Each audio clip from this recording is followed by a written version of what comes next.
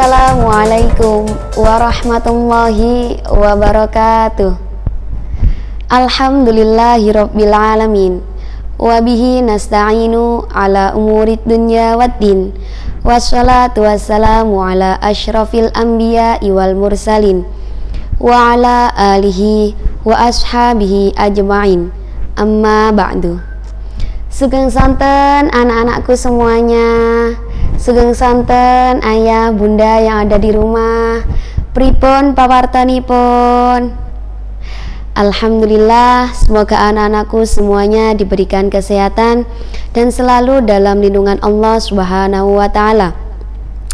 Anak-anakku yang sangat Ustazah sayangi, mari sejenak kita mengucapkan rasa syukur kepada Allah karena kita semua masih dipertemukan di bulan Ramadan ini, di mana bulan yang sangat mulia dan penuh dengan ampunan. Tak terasa kita sudah memasuki hari ke-19 Ramadan. Bagaimana puasanya anak-anak? Apakah sudah ada yang bolong? Tidak apa-apa nggih. Ustazah ajukan jempol untuk kalian semuanya. Mungkin untuk anak yang kelas 1 masih tahap belajar dalam berpuasa nggih. Mungkin kalau sekarang puasanya masih sampai duhur, tidak apa-apa. Besok kalau sudah kuat bisa ditambahkan lagi puasanya sampai maghrib nggih. Alhamdulillah, pada kesempatan kali ini izinkan Ustazah untuk menyampaikan beberapa hal tentang menerapkan sikap sabar ketika berpuasa. Anak-anakku yang sangat Ustazah banggakan, ketika kita berpuasa, seringkali kita mendapatkan godaan. Contohnya, di siang hari, kita akan merasakan lapar dan haus. Enak nggih? Apalagi kalau siang hari itu kan cuacanya sangat panas sekali nggih. Ayo, siapa yang biasanya merasakan seperti ini? Mari kita bersama-sama memperbanyak bersabar. Dengan apa? Dengan menahan hawa nafsu kita. Selain itu, mungkin kita bisa melakukan kegiatan seperti apa Ustazah? Contohnya mengaji jilid atau murojaah di rumah. Setelah sholat duhur, mungkin anak-anak bisa melakukan apa? Murojaah di rumah masing-masing. Tidak hanya itu nak, terkadang ketika kita melihat televisi, iman kita itu sedang diuji. Dengan apa Ustazah? Dengan munculnya sponsor minuman dan makanan, pasti banyak sekali ya nak ya. Awas hati-hati loh nggih, nanti kita terbawa hawa nafsu dengan mendengarkan para bisikan setan.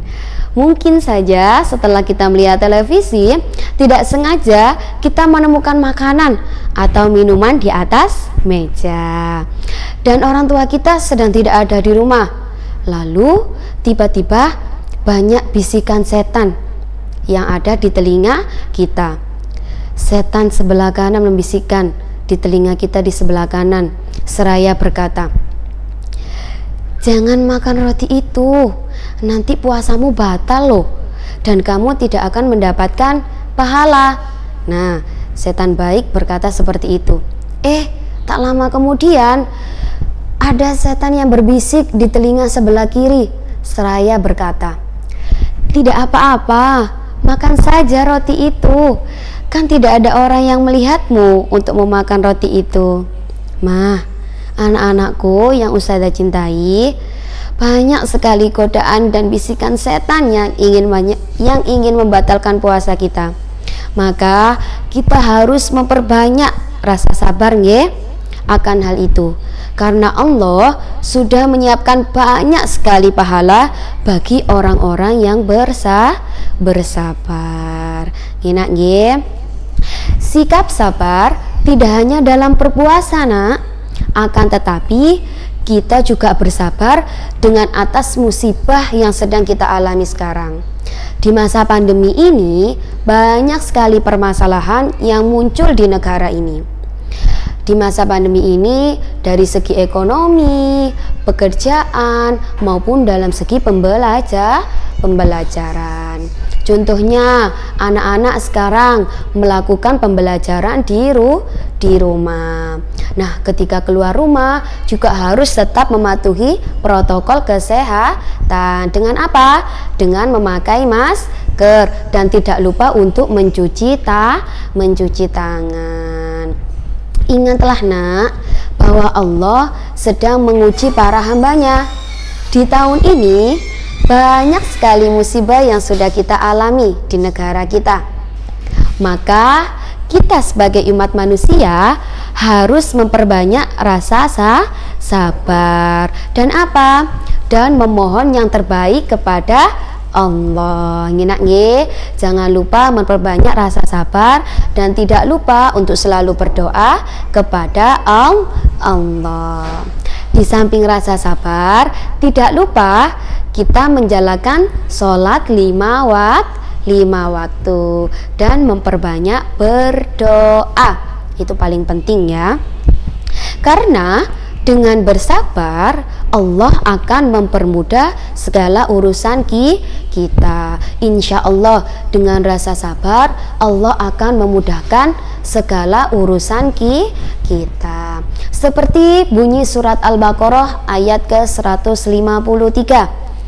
A'udzu billahi minasyaitonir rajim.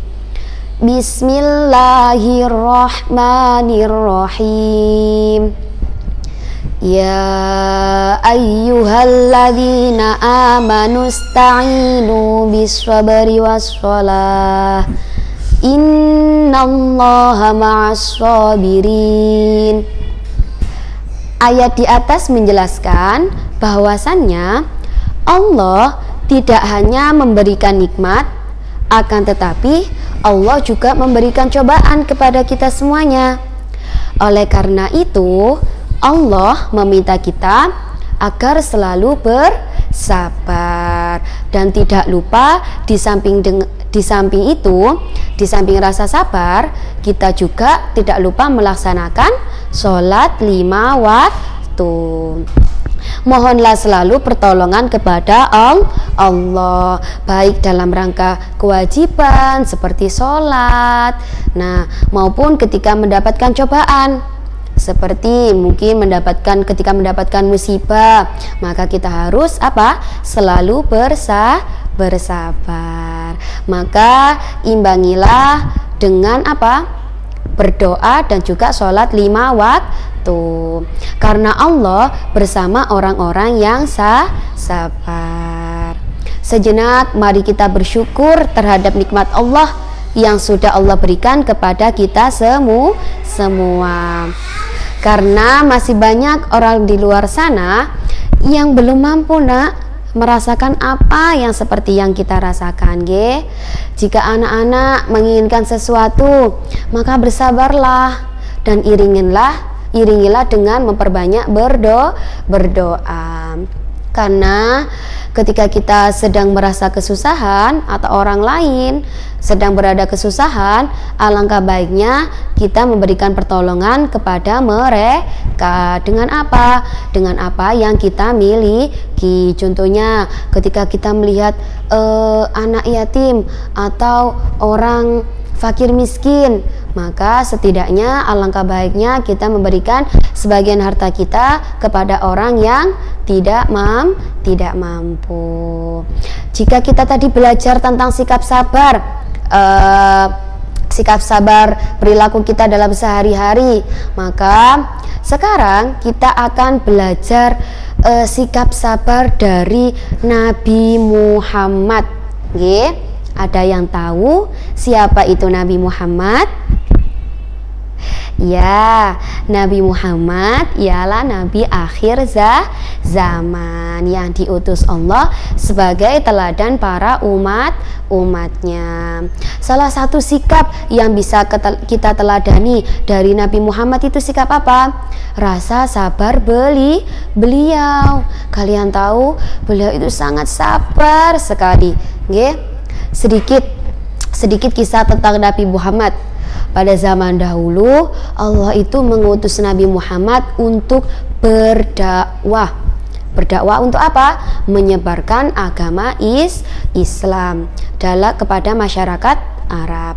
Selama 23 tahun dengan sabar sekali beliau mengajak masyarakat Arab untuk memeluk agama Islam. Dalam menyebarkan agama Islam, jika kalian tahu nak, banyak sekali rintangan dan halangan yang dihadapi oleh Nabi Muhammad. Karena zaman dahulu itu nak, banyak orang yang belum memeluk agama Islam. Banyak sekali yang menyembah patung, nggih. Karena dulu itu masih sedikit sekali yang belum memeluk agama Islam. Nah, contoh diantaranya kesulitan Nabi Muhammad ketika berdakwah apa saja? Banyak kaum yang menentang ajaran Nabi Muhammad.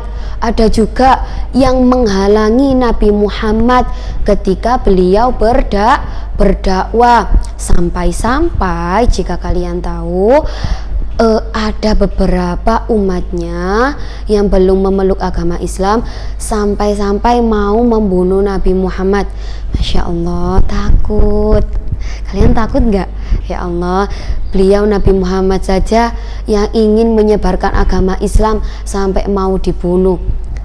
Beliau berjuang sekali untuk menyebarkan agama Islam.